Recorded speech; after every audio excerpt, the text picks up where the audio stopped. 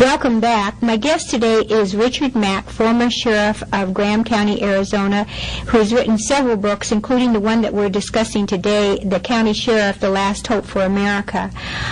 Sheriff Mack, you took your lawsuit all the way to the Supreme Court and won.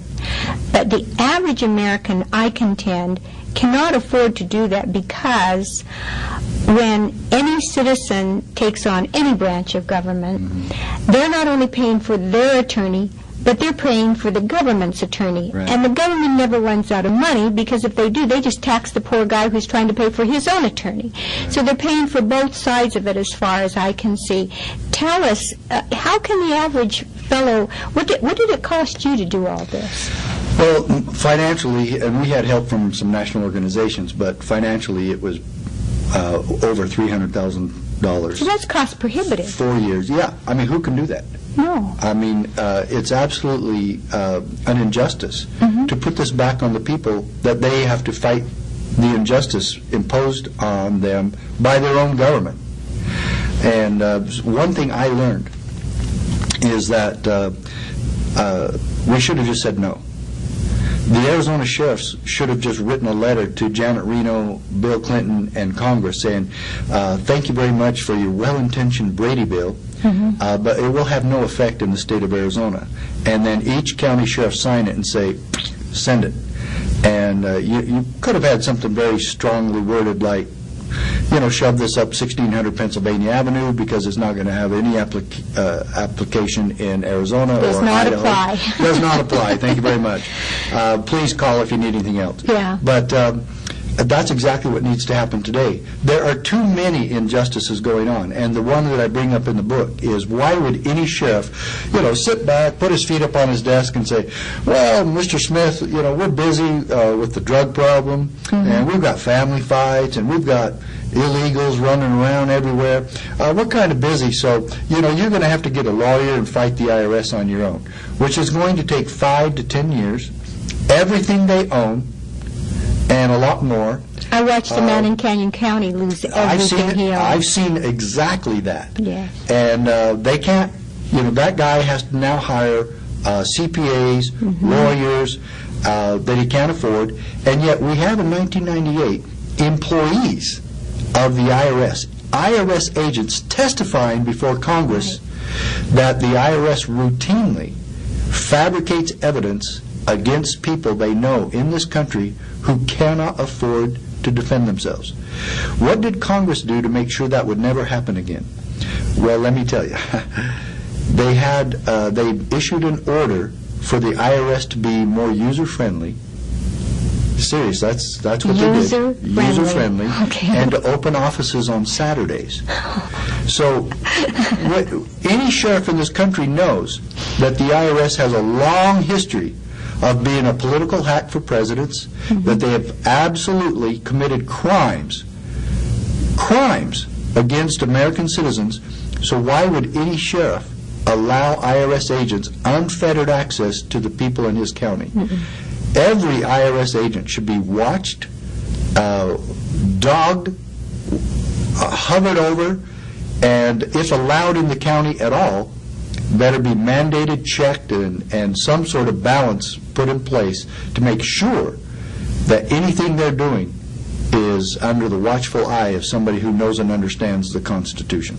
Well, it's interesting, because people are nervous enough about, if a police officer pulls them over. Right. But, you start talking about the feds, and people get very nervous, because they just seem to, they can run roughshod, they can break down doors, they can, well, we've seen one of those incidents that you're talking about happened at Ruby Ridge, Idaho, right here in the state, and Waco, and other places that, another recent one with the Brown family in New Hampshire. We have seen what happens when sheriffs abdicate.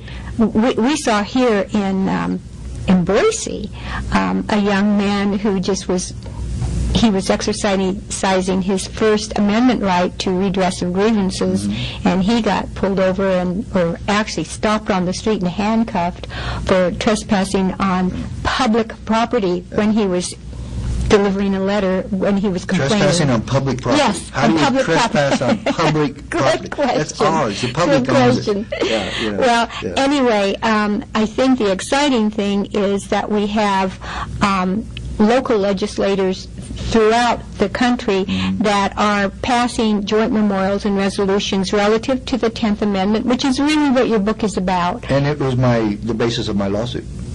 It was. It was. We won on the 10th Amendment, which is states' rights, local sovereignty.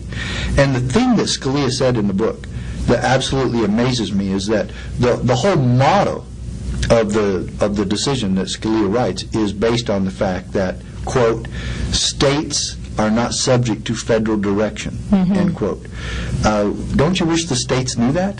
Exactly. And in Yeah. fact, as I interviewed a number of legislators this year, they said, well, you know, if we take the stimulus money, then we're tied to all of the rules and everything. And, of course, Yeah, several don't of us take it. said, just say no, exactly. Yeah, don't take it there. Nancy Reagan, just say but no. let's talk about that money thing right there.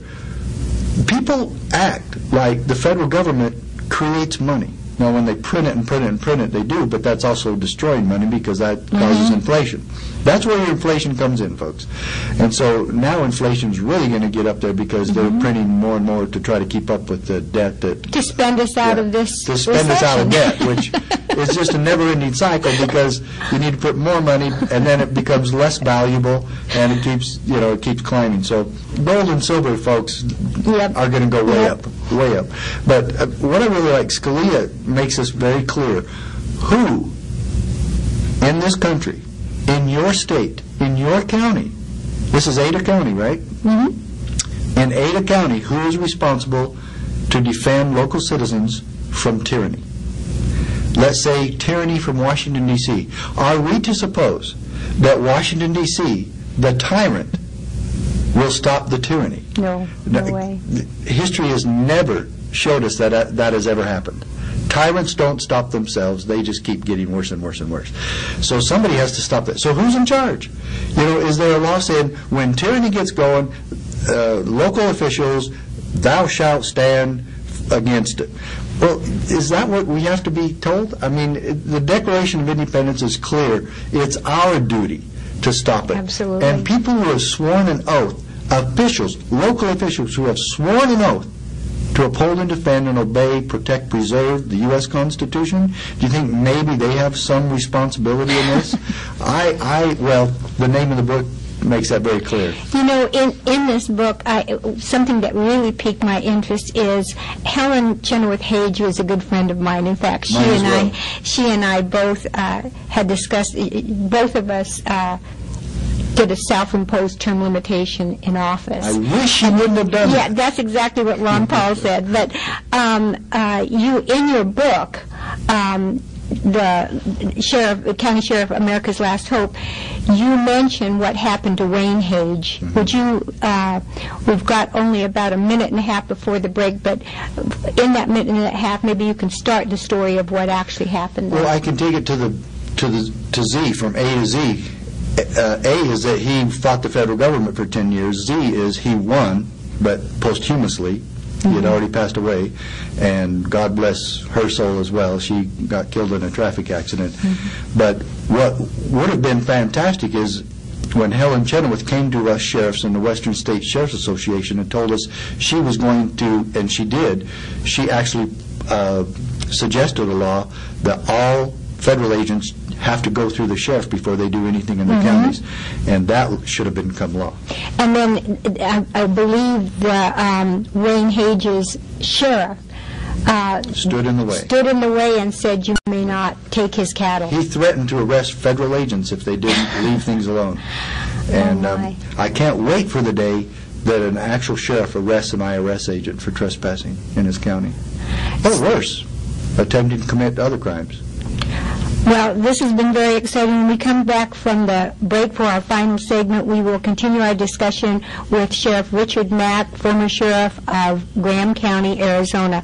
I'm Elizabeth Allan Hodge. The program is FYIdaho.